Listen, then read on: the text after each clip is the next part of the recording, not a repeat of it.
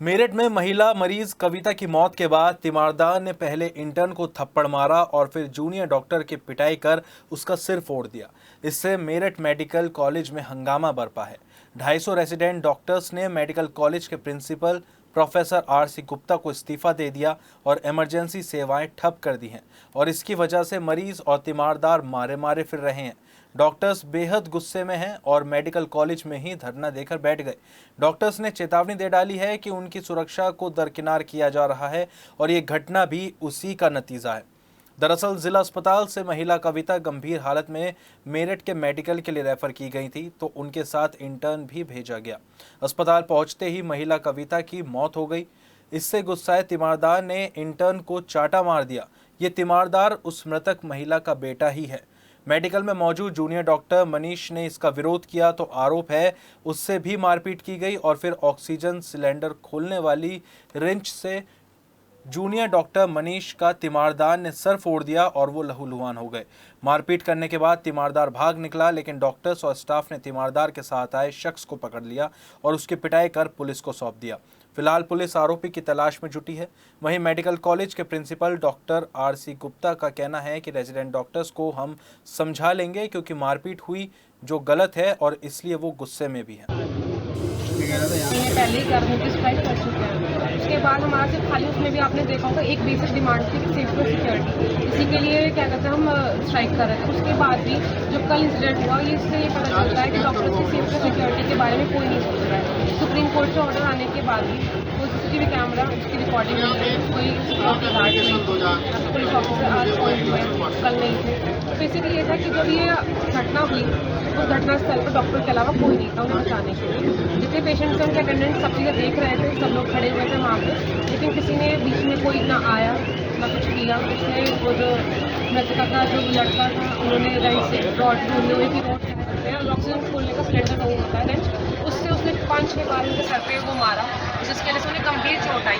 उसके बाद में उसके लिए कोई एक्शन नहीं है, वो अभी पकड़ा भी नहीं गया। उनका दोस्त उनके साथ में आया था, वो पुलिस की गिरफ्तारी में है। वो था डॉक्टर ऑन ड्यूटी था, ऑन ड्यूटी की तरफ से इंस्टीट्यूशनल FIR बनती है पहले, ठीक है, और उसकी तरफ से FIR दी गई। तो डॉक्टर मनीष का स्टेटमेंट अब दिया जाएगा क्योंकि अभी तक वो हालत में नहीं थे कि स्टेटमेंट दे पाए, लेकिन थोड़ी कंडीशन ज़्यादा ख़राब थी। अब थोड़ा सा वो मतलब सही या चक्कर नहीं आ रहे हैं तो बोलने कंडीशन में, तो शायद अब वो स्टेटमेंट दे पाए अच्छा। उसी का पुलिस भी वेट कर रही है। जो जाएंगे जितने रेजिडेंट डॉक्टर्स हैं यहाँ पे जो भी वर्किंग थे उन सबके पास जाना है कि स्ट्राइक का हमें कुछ रीजन बचा था हमारे पास, तो हम अपना काम नहीं कर सकते। कल रात में करीब 9:30 बजे के आसपास कोई एक पेशेंट PL शर्मा से यहाँ शिफ्ट हुआ था जो कि लगभग मृतप्राय था। तो उसको जो है एक वहाँ पे इंटर्न साथ में आया था उसके, जो कि अबू बैग दबा रहा था और अबू बैग से पेशेंट को शिफ्ट किया गया अबू बैग के साथ में और पेशेंट को ले जा करके वहाँ पे मेडिसिन सर्जरी के पास में ले जाया गया। वहाँ पे उसको रिसस्टेट करने की कोशिश की गई लेकिन वो बचा नहीं। उसके बाद इंटर्न को वो लोग जो साथ में आए थे उसको मारने के लिए मारने लगे। तो जो रेजिडेंट है जो मनीष जिसको चोट लगी है उसने उसको बचाने की कोशिश की, तो उसका जो मृतक का जो लड़का था उसने जो सिलेंडर में ऑक्सीजन सिलेंडर में जो रिंच लगा हुआ था उसको लेकर के 4 बार उसके सर पे किए, उसका सर फट गया और उसमें काफ़ी ब्लीडिंग होने लगी।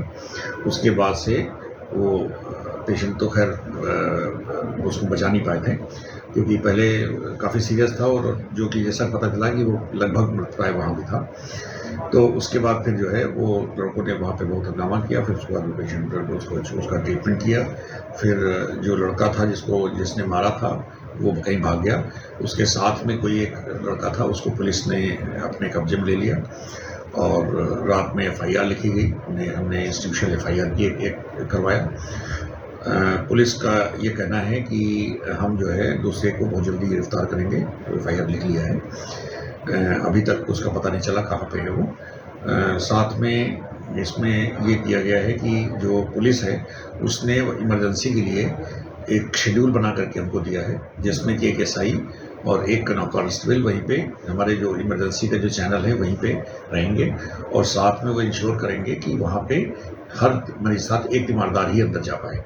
ये उन्होंने मुझे SO साहब ने ये हमने वादा किया है। साथ में हम लोग भी अपनी तरफ से जो है वो जो गार्ड हैं वो दे रहे हैं, कुछ पुरुष सैनिक भी हम लोग लगा रहे हैं तो वो लग जाएंगे।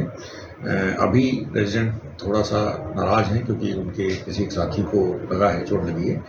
हमें उम्मीद है कि वो थोड़ी देर बाद, थोड़े दिन में मान जाएंगे, लेकिन फिर भी अभी थोड़ा सा इमोशनली चार्ज हैं और हम लोग कोशिश कर रहे हैं उनको समझाने की।